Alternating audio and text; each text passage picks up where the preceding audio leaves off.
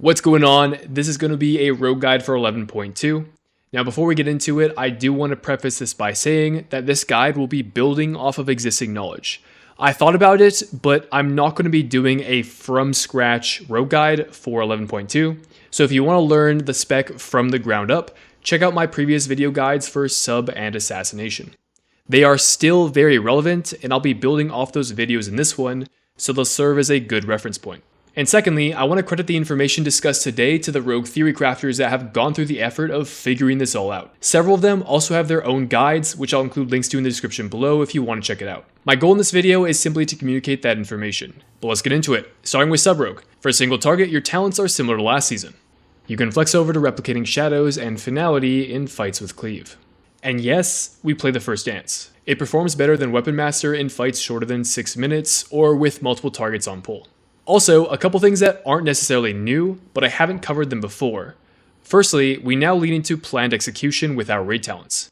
And secondly, a slight optimization is to stop using non-maintenance finishers 10 seconds prior to cooldowns to build sword combo points with shadow techniques. Moving on to tier set, our 4 set makes it so that we can coup de grace a second time after the first is used within 5 seconds. So in other words, you'll use coup for 2 consecutive finishers. But since we often go sec tech into coup, and now it will be sec tech into coup again, we're potentially munching our guaranteed unseen blade procs if we use shadow strike or backstab from our secret technique. Because you can't build to a new coup de grace until your first one is fully consumed. This includes both the first and second press. Thus, inside your Shadow Blades window, another optimization is to use Shuriken Storm as a builder once to avoid munching a proc. Between those double coups and the increased Unseen Blade proc rate from our 2 set, this translates to a lot more CDR, and therefore more Shadow Dance presses over the course of an encounter. Then for Mythic Plus, playstyle is largely the same. There aren't any significant rotational changes. Your finisher priority, however, is slightly different. Inside of Dance, we want to Black Powder on 4 targets, or 3 with Fine Weakness applied. Outside of Dance, use Eviscerate as your primary finisher. Only use Black Powder if Flaw's form is not up, and there are 3 or more targets. Now, regarding talents, we are no longer playing the Rotten, which means we don't need to Shuriken Storm early in a dance to apply Fine Weakness. But we still press Shuriken Storm once in cooldowns if it means we avoid munching an Unseen Blade. And outside of that, there are actually several playable talents and talent builds. Abilities like Planned Execution, Veil Touched, Replicating Shadows, Shuriken Tornado, Dark Brew. You actually have quite a few options with your talent choices. I'll share a couple builds, but play what you want. They're all fairly close. And if you're not sure, you can always sim it. Now, regarding talents, there are a few abilities we need to talk about. Firstly, Thistle Tea.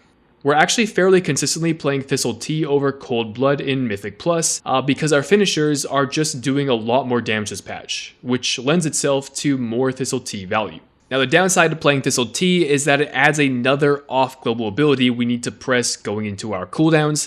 Sub-Rogue already has a fair amount of button blow, so if you feel like you're overwhelmed, you can macro into your Shadow Dance and that is totally fine. Next we have Shuriken Tornado. We haven't played this talent in a while, and the way we use it now with Shadowcraft is to actually hold off on pressing it during cooldowns, and instead use it during a symbols between your cooldown presses. Lastly, we can also optionally play Dark Brew. This is supposedly good for large AoE, but, and the reason I want to point this out, is I think Dark Brew is great for anyone that wants to learn sub. So if you're somebody watching this video that doesn't have much experience with Sub Rogue, I'd actually recommend playing Dark Brew over Shadowcraft. I think Shadowcraft is a pretty difficult talent to wrap your head around and utilize correctly, whereas Dark Brew is a lot more straightforward.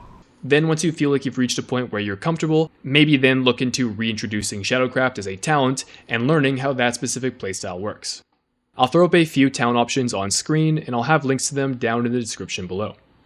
Moving on to Assassination Deathstalker, starting with single target and raid, we're pretty much playing the same talents as last season, but your pure single target is kinda stinky. If you play Assassination, you should be playing Fatebound in single target. We'll get to Fatebound a bit more later, but the moment you add a second target, the 2 hero talent trees become competitive. And at 3 targets, Deathstalker windmill dunks on Fatebound. Then for our tier set, we get Super Long Shiv, which consumes Deathstalker's Mark. We're still doing 2 Shivs in Deathmark, we dry Shiv on our Lingering Darkness Darkest Night, and we Shiv once on Kingsbane. But since Shiv is now super long, Your 2 shivs in Deathmark will bleed into your Lingering Darkness window. And with Shiv now consuming a mark, a slight optimization is to try and Shiv outside of Darkest Night, since you can't consume a mark if none are applied. This implies your dry Shiv should be pressed at 1 or 2 stacks of Deathstalker's mark. Moving on to Mythic Plus, the same Shiv rules apply from single targets, and we have all the same builds as we had from last season, but with varying levels of power. If you're not up to speed on how the different builds play, check out my most recent Assassination Rogue guide and skip to the section of the video covering whatever talent build you're interested in. For 11.2, Bleed build appears quite strong right now. It also is the best performing in lower keys, so no reason not to play it early in the season. Hybrid Double Vanish is also a good option if you'd rather lean into the more traditional Kingsbane playstyle. And then there is the existence of the No Groat build, which was the meta build for Assassination Rogue last season, and supposedly could still be good. I did play it a bit on PTR testing, but in the keys I was doing it felt like the pulls weren't alive long enough for me to actually fully realize its damage. So maybe it's good, maybe it's not. We'll have to wait and see once key levels really start to increase. Moving on to Assassination Fatebound. Now, baseline, I'm going to assume that you're not playing this in AoE. It's basically worse than Deathstalker in all situations. The 2 advantages I have to give it is that it often gets its damage out faster, and you get to play a 90-second spec. Maybe you find value there, but I won't be discussing Mythic Plus builds with these hero talents. So that leaves single target and raid. Now to start, since we haven't talked about Fatebound before, take everything you know about Deathstalker and toss it out the window. So you're left with the basic Assassination Rogue rotation. Right, maintain your bleeds, maximize the minimum uptime, use Deathmark and Kingsbane on cooldown. Adding on to that, let's talk about our tier set. Our 2-piece makes our Kingsbane have a 4-second increased duration and does 10% increased damage. And using Kingsbane now flips Edge Case. Put this to the side for now, we'll come back to Edge Case later. The 4-piece then makes it so that when you get a lucky coin, your Deathmark and Kingsbane duration decrease. Again, we'll revisit the lucky coin thing later, but just know that once you get your 4-piece, you become a 90-second class. With that out of the way, we have our first rotational change. We're going to use 2 shivs in our Deathmark, 1 shiv in Kingsbane, and that's it. There's no dry shiv since there's no Deathstalker, and we only have enough cooldown to allot 3 shivs over a 1 minute 30 interval. Now everything else I'm going to discuss from this point onwards pertains to our hero talents. We are coin flippers. Always finish at 5 or more combo points to flip a coin. Flipping heads means we get 10% damage, stacking by 2% for each consecutive heads flip. Flipping tails means we do some static amount of cosmic damage, which deals 2% increased damage for each consecutive tails flip. And when you flip the opposite coin, you lose all the stacks of the previous coin you had. If we flip 7 coins of the same face in a row, we get a permanent 7% agility buff. This sounds like a low chance, but we can actually guarantee this in our opener. So let's walk through it. Remember, there's no need to ambush anymore since we don't need to apply Deathstalker's mark. Instead, we get up our usual maintenance and go into cooldowns, where we shiv, Deathmark, then Kingsbane. This is different from the usual order, but it turns out this is optimal because pressing Deathmark flips Edge Case. This is a fancy way of saying it flips both heads and tails. And tails deals cosmic damage, this counts as all damage types, which includes nature, meaning our shiv buffs this damage. Speaking of Edge Case, our tier set causes all Edge Case flips to flip an additional coin, and also now makes Kingsbane flip Edge Case. In fewer words, all of your Edge Case abilities now flip 2 Fatebound coins. Now, being able to flip both coins as Fatebound is very strong, because not only are we benefiting from both coin types when we normally wouldn't be able to, remember, under normal circumstances, when you flip the opposite coin, you lose all the previous stacks you had of the former coin. But with Edge Case flipping both coins, we cannot lose our coin stacks. And we're going to take advantage of this to stack our coins as high as possible using 2 strategies. The first is by talenting into Cold Blood and Inevitable End. This makes it so that our next 2 Envenoms are guaranteed to match the same outcome as our previous coin flip. So by macroing this into our Kingsbane, our next 2 Envenoms are guaranteed to flip Edge Case. The second strategy is to vanish at some point shortly after pressing Kingsbane. This is because of Double Jeopardy, which causes our first coin flip after breaking stealth to flip 2 coins that are guaranteed to match the same outcome. And if our next coin flip is set to be Edge Case, then we instead flip 2 Edge Case coins. So the sequence in full looks something like this.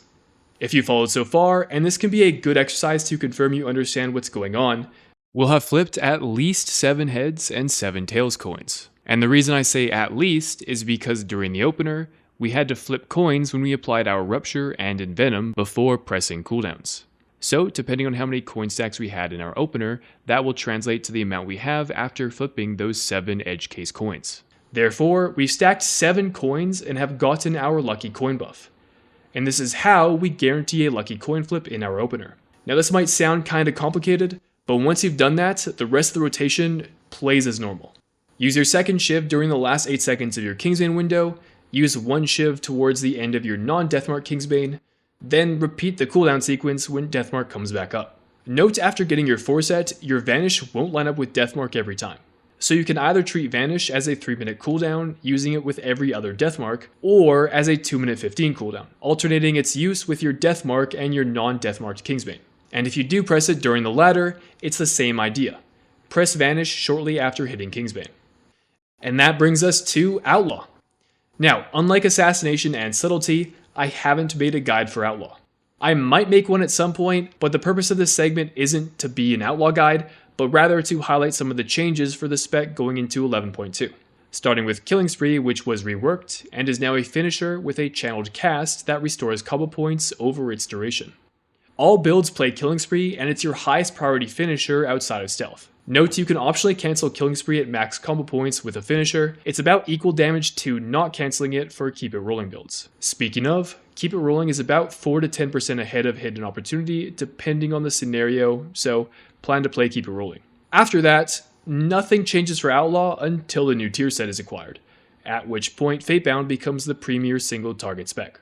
It's about equal between Fatebound and Trickster in 2 targets, then Trickster is ahead in 3 or more.